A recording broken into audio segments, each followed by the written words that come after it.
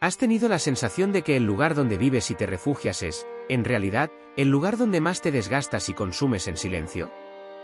A veces, las cadenas más pesadas no son de hierro, sino de palabras sutiles, de miradas que no llegan a los ojos y de una soledad compartida bajo el mismo techo de adobe. Bienvenido a una historia que te obligará a mirar dentro de ti y te hará pensar. Vamos a caminar hoy por el desierto de Arizona para entender que la verdadera fortaleza no es la que domina a los demás, sino la que se mantiene intacta cuando intentan pisotear tu esencia. Esta es la historia de Violeta, de un amor puesto a prueba, y de Rita, una mujer que descubrió, demasiado tarde, que controlar es la forma más rápida de quedarse sola. Todo comenzó una mañana de martes, cuando el silencio se volvió definitivo para la familia Romero.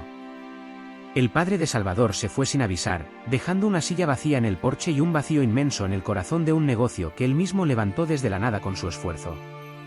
Salvador, con apenas 29 años, tuvo que aprender a ser hombre, jefe y pilar fundamental de la noche a la mañana. Pero en casa, el reloj se detuvo. Su madre, Rita, una mujer de carácter indomable y orden absoluto, decidió que si el mundo exterior era caótico, su hijo sería su único refugio seguro. Sin darse cuenta, Rita no lo cuidaba como a un hombre, sino como a un niño de 12 años que le pertenecía solo a ella. Dime una cosa.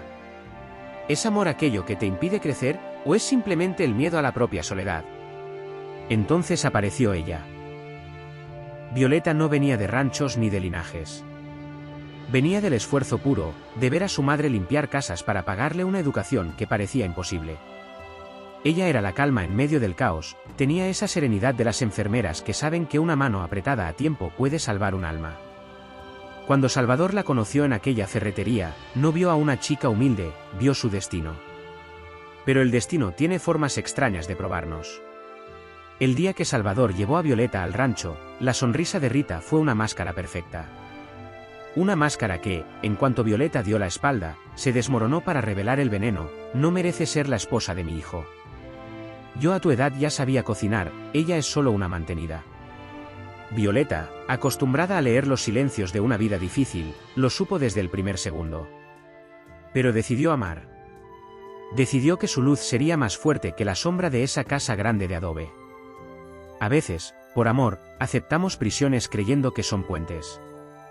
Salvador propuso vivir en el rancho de Rita para ahorrar para su propio hogar, y Violeta, con la generosidad que solo tienen las almas nobles, aceptó. Ella quería sanar la distancia con su suegra, pero Rita no buscaba una hija, buscaba un blanco para su amargura.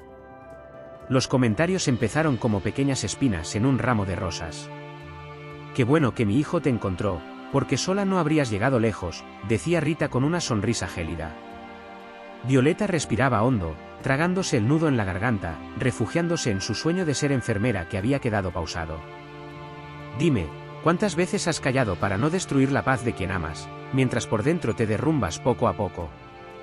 Entonces llegó Héctor. Un niño con la risa fácil de su madre y los ojos profundos de su padre. Pero ni siquiera la llegada de un nieto ablandó el corazón de piedra de Rita. Al contrario, el hecho de que Violeta tuviera que guardar reposo y pausar sus estudios fue la excusa perfecta para el ataque final. Mantenida. Esa era la palabra que Rita lanzaba como un dardo frente a las visitas, disfrazada de broma, como si cuidar a un recién nacido y sostener emocionalmente un hogar no fuera el trabajo más duro del mundo. Rita humillaba el origen de Violeta, despreciaba el sacrificio de su madre y sembraba la duda en el corazón de Salvador. Salvador, cegado por el cariño filial, no quería ver. «Tal vez lo estás malinterpretando», le decía a su esposa. Y en ese momento, Violeta se quedó más sola que nunca. Pero el universo tiene sus propias formas de hacer justicia. Un miércoles, el destino hizo que Salvador no arrancara su camioneta. Algo en la mirada triste de Violeta esa mañana lo detuvo. Regresó a la casa en silencio y se quedó en el pasillo, oculto por las sombras del adobe. Y entonces, escuchó. Escuchó a su madre, con ese tono suave y cruel, decirle a Violeta que no valía nada, que era una carga y que Salvador merecía a alguien mejor. Vio a su esposa doblar ropa en un silencio digno, mientras su madre intentaba destruir su espíritu. En ese pasillo, Salvador no solo escuchó palabras, escuchó el crujido de su propia venda cayendo al suelo. Entró a la sala y el tiempo se detuvo. La máscara de Rita se desvaneció en un segundo ante la mirada firme de su hijo. ¿Cuánto tiempo llevas haciendo esto?, preguntó él con una voz que no gritaba, pero que sentenciaba el final de una era.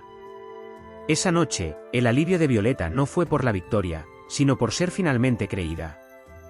2 palabras cambiaron su destino para siempre: nos vamos.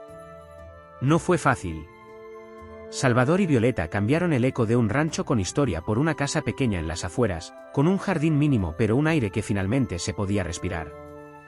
Allí, donde nadie juzgaba el origen de nadie, empezó la verdadera construcción. Salvador cargó con el peso del alquiler y el negocio, pero esta vez lo hacía con la espalda recta, sabiendo que protegía su hogar. Y Violeta, ella no solo retomó sus estudios, ella los devoró. Imagina la escena: el pequeño Héctor creciendo entre libros de anatomía y el olor al café de las 3 de la mañana. El niño no aprendió de palabras, aprendió de ver a su madre conquistar cada centímetro de su sueño con esfuerzo y sin rendirse. Mientras tanto, en el rancho, las rosas de Rita empezaron a marchitarse. Salvador seguía llamándola, porque el amor de un hijo no se apaga, pero las visitas se volvieron cortas y el silencio en esas habitaciones grandes se volvió ensordecedor. Rita nunca pidió perdón, nunca reconoció su sombra. Y así, aprendió lo que se siente cuando el orgullo es lo único que te queda para cenar. Dime, ¿de qué sirve tener la razón en una casa vacía si has expulsado de ella a quienes más te amaban? Pasaron los años. Violeta se graduó un jueves de mayo, bajo los aplausos de un Salvador orgulloso y un Héctor de 6 años que veía en su madre a una heroína de uniforme blanco. Ella encontró su lugar en el hospital de Yuma, sabía moverse en el caos y, sobre todo, sabía cuándo dar una palabra directa y cuándo simplemente sostener una mano asustada. Hasta que una mañana de octubre, el pasado llamó a su puerta. O mejor dicho, a la puerta de la habitación 12. Al leer el expediente, el corazón de Violeta dio un vuelco: Rita Romero, 68 años, insuficiencia cardíaca. Cuando Violeta entró, no vio a la mujer poderosa que la humillaba, vio a una anciana pequeña, despeinada y conectada a una máscara de oxígeno. Rita tardó 3 segundos en reconocerla. En sus ojos había miedo, miedo a recibir la misma moneda que ella había repartido durante años. Pero Violeta no era ella. Con manos seguras y una voz llena de una calma profesional, revisó sus signos y le explicó el tratamiento con el mismo respeto que a cualquier otro paciente. Entonces, Rita rompió el silencio con una pregunta que le quemaba el pecho: ¿por qué me atiendes así? La respuesta de Violeta fue una lección de sabiduría que todos deberíamos tatuarnos en el alma: porque es mi trabajo, y porque así soy yo.